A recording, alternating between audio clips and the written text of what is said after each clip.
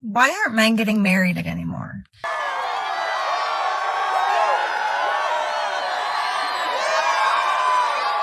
I just saw another embarrassing video of a woman asking a man to marry her. Hey, I've seen this one. This is a classic. Think you want to get married one day? No, marriage is not for me. You know what I mean? The custom and it's not a good business move for me. Wait a minute. Either marry me or you reimburse me. It's that simple. I have the ring already. All you got to do is get on your knees and propose. Please stop doing that. If he doesn't ask you, he doesn't want you. Ladies, here's the thing. We want men to be husbands. We want the rings and the things. Question is, why are men... Girl said she wasted 10 years on a relationship because she thought she was going to get married to this person. She always been wanting to get married. She's seen the proposals come up on her For You page, and she thought hers was going to be like that. Oh, no. No. No. No, no, no, no, no, no, no, no, no. And it took her 10 years to find out that this man don't want to be married. He think being married is a piece of paper. Ladies, that's the first, cause y'all know, like, when you first meet somebody, well, I don't know, cause we go over the, what's your middle name? When your birthday? What's your favorite color? Next question immediately after, do you want to get married? If you don't have kids, do you want to have kids?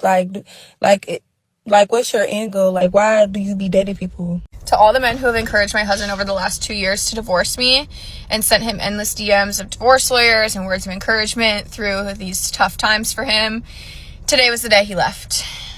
Unfortunately for you, it was not a permanent leaving. He will be back in the next few days, but fortunately for me, he left me with his Amex. So, I guess we're all getting what we wanted out of this. Alright, I'm gonna say it. Some of y'all aren't gonna like it. Doesn't make it any less true. Here we go. A lot of really good men are leaving marriages. Why is that?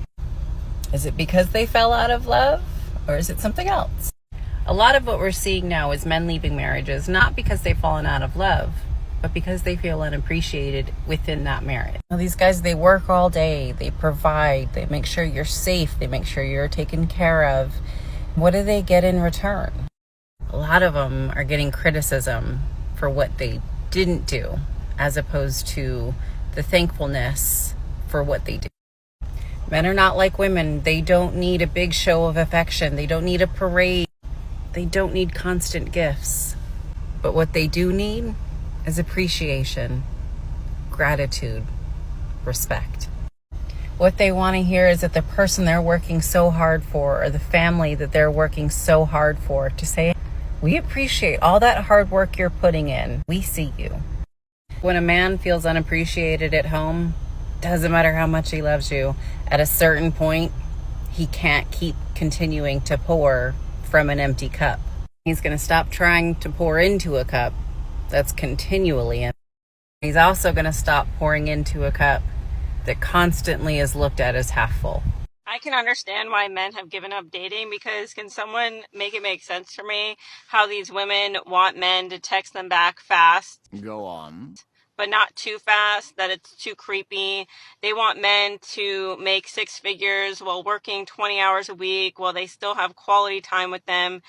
You know, if he has a good relationship with his mom, then that means he treats women well. But if he doesn't have a relationship with his mom, then that means he's automatically abusive. But then she doesn't want to ever talk about her daddy issues. If he's too nice and too kind, then that means that he wants something from you, or, you know, there's an assumption that he's just buying you gifts and whining and dining you because he wants sex. But if he doesn't wine and dine you, then he's lazy, he doesn't care, and he's not putting in enough effort. You want men to lead, but you don't want to listen.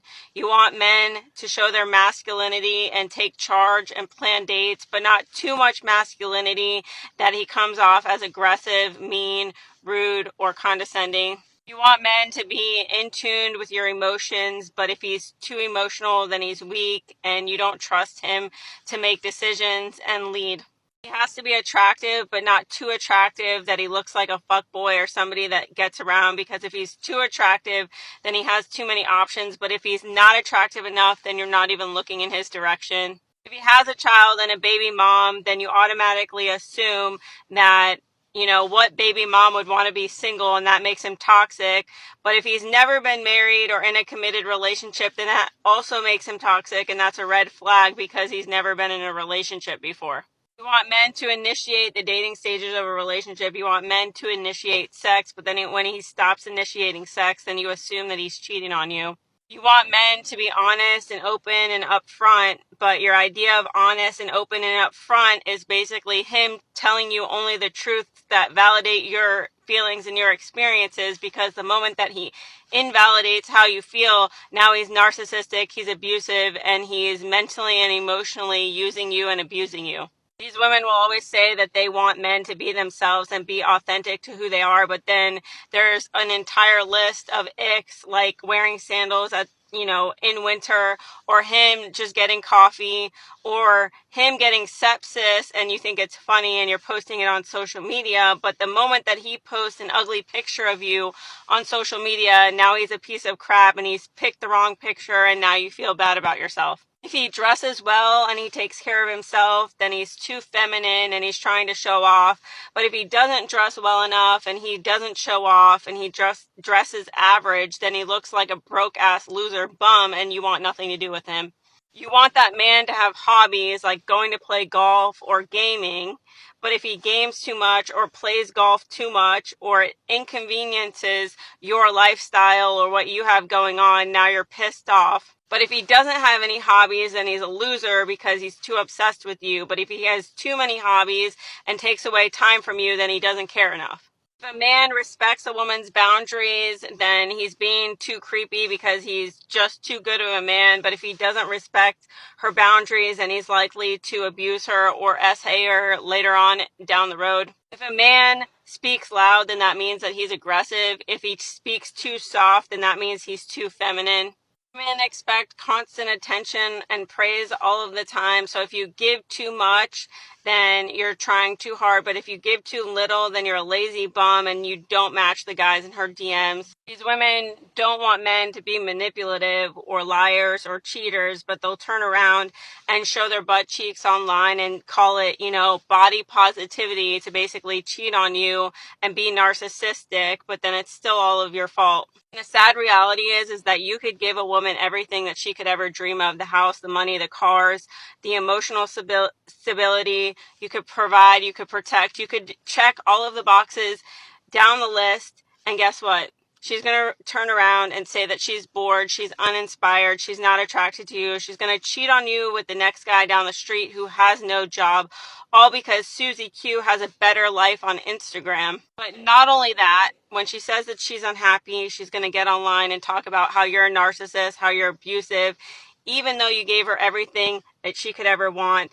And every single step of the way that the goalpost changed or the expectation, especially unrealistic expectations, changed, you gave it to her and it still wasn't enough.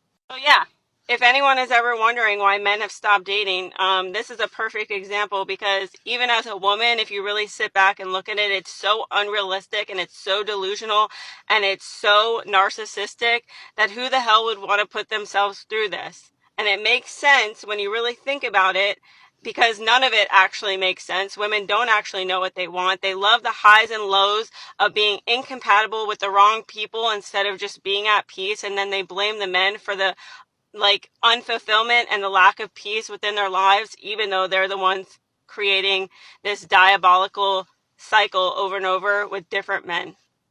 Okay, bye.